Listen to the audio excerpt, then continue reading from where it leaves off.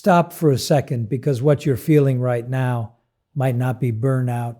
It might be the moment you're quietly disappearing from the person you used to be. Nobody prepares you for the silent kind of unraveling, not the dramatic kind that explodes in a single night, not the kind that leaves visible damage, but the kind that creeps in slowly, unnoticed, as you keep showing up, keep giving, keep being there for everyone else, until one day something feels off. Not broken, not shattered, just different. And that difference is what unsettles you the most, because you can't point to it. You can't explain it. You can't even fully feel it. But you know something has shifted. The version of you from months ago, from years ago, wouldn't be reacting like this. That version would have leaned in. That version would have felt deeply, openly, without hesitation. But now there's a pause, there's distance, there's quiet, and you don't know if you're supposed to mourn that or protect it. This is for the ones who used to feel everything and now feel something closer to silence. The ones who were once warm, open, magnetic, and now find themselves pulling away without knowing why. The ones who are starting to wonder if something inside them has gone wrong, if they've lost the most beautiful part of who they were. This is for the ones who gave endlessly, not because they had to, but because it was who they were. Because connection wasn't optional, it was oxygen.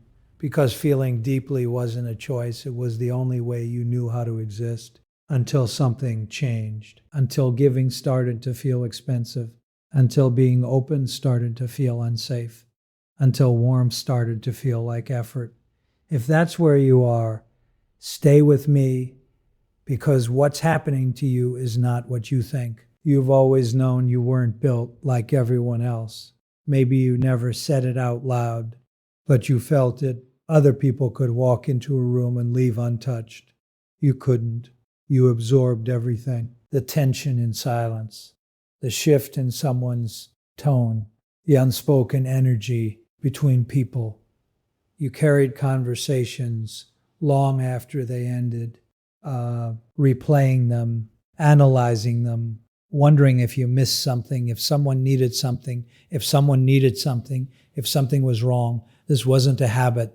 This was your wiring. You were tuned to something most people don't even notice exists.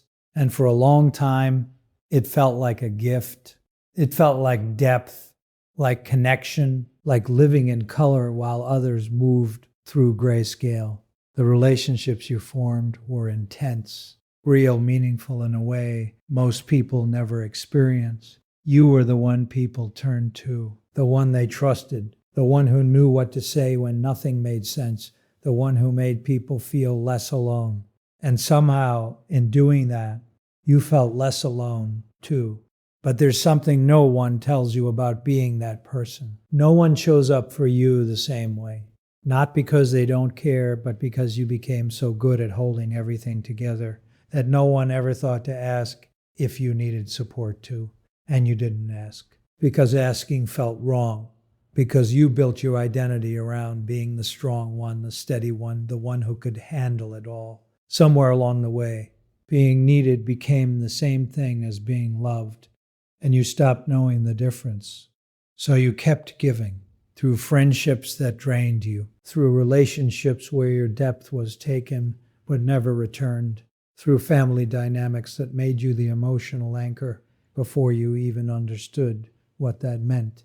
You absorbed everything, everyone's pain, everyone's chaos, everyone's emotions, and you processed it all inside yourself quietly at your own expense until there was nothing left to process for you.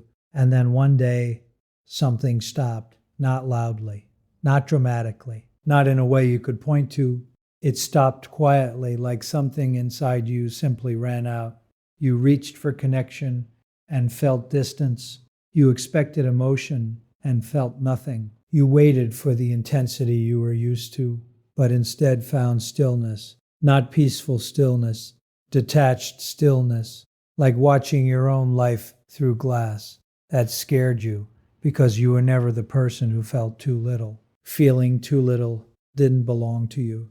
You were the one who felt everything. So when that openness closed, you didn't recognize yourself anymore. And that moment, that exact moment where you realize you don't recognize who you are, that's where everything begins. Because what happened to you is not loss. It's not coldness. It's not the end of who you are. It has a name. It has a reason. And once you understand it, everything changes. There's something most people have never heard of, but every deeply empathetic person will recognize the second it's explained. It's called empathetic collapse, not just burnout. Not exactly depression, something deeper. It's what happens when your emotional system has been overloaded for too long, without relief, without balance, without being replenished. It's your nervous system reaching its limit, not failing, not breaking, adapting. That word matters more than anything else. Adapting because your system is designed to protect you. And when it realizes the way you've been living is unsustainable, it changes the rules. It builds a filter, not a wall, even though it feels like one. A filter, something that starts deciding what gets in and what doesn't. Something that slows you down, pauses you, makes you hesitate where you once rushed in. Not because you don't care anymore, but because your system learned the hard way that caring without limits destroys you. So now there's a delay, a moment before you respond, a second where something inside you asks, is this safe? Do I have the capacity for this? Will this cost me something I can't afford to lose? Before that moment didn't exist. You just gave. Now you assess, and that changes everything. It changes how you show up. It changes how you connect. It changes how you love. Because before, your openness had no boundaries. Now it does. And that shift feels like loss. But it isn't. It's protection. It's your system finally doing what it should have been doing all along. And yes, it comes with grief, real grief. Because you're not just changing, you're losing a version of yourself, the version that gave without thinking, the version that loved without limits, the version that didn't measure cost. That version was real and it mattered. So grieve it fully because that grief means it was genuine. It means you were real. But understand this, that version of you wasn't sustainable. Not because you were flawed, but because the structure around your empathy had no limits, and anything without limits eventually collapses. That collapse wasn't failure. It was truth. It was your system finally saying, this cannot continue. And now you're standing in between who you were and who you're becoming. And that space, it's uncomfortable, it's confusing, it's lonely, because people still expect the old version of you. They still reach for the person who gave endlessly. And when you don't show up that way anymore, they notice some will call it growth, others will call it distance, some will respect it, others will question it. But what they're really asking is, did the version of you go that asked for nothing? And that's the moment that tests you, because part of you wants to go back. Part of you misses it. Part of you feels pulled toward that identity like gravity, but you can't go back because now you know the cost. And knowing the cost changes everything. You don't love less now. You love differently. You choose where your energy goes. You protect what you give. You stop pouring into spaces that don't hold you. And yes, some relationships will change. Some will grow. Some will end because they were never built on balance, only on your willingness to carry more. And when you stop carrying, the truth reveals itself. Either they meet you halfway or they disappear. And it hurts. It still hurts because you still feel. You just don't abandon yourself for that feeling anymore. That's the difference. You've learned something most people never do. That intensity is not the same as depth. That connection is not the same as safety.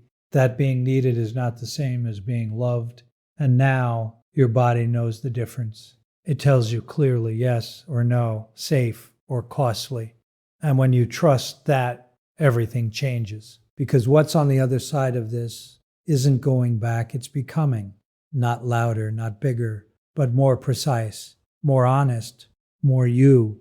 You are not losing your ability to feel. You are learning where it belongs. You are not becoming cold. You are becoming clear. And the question isn't whether you can still love.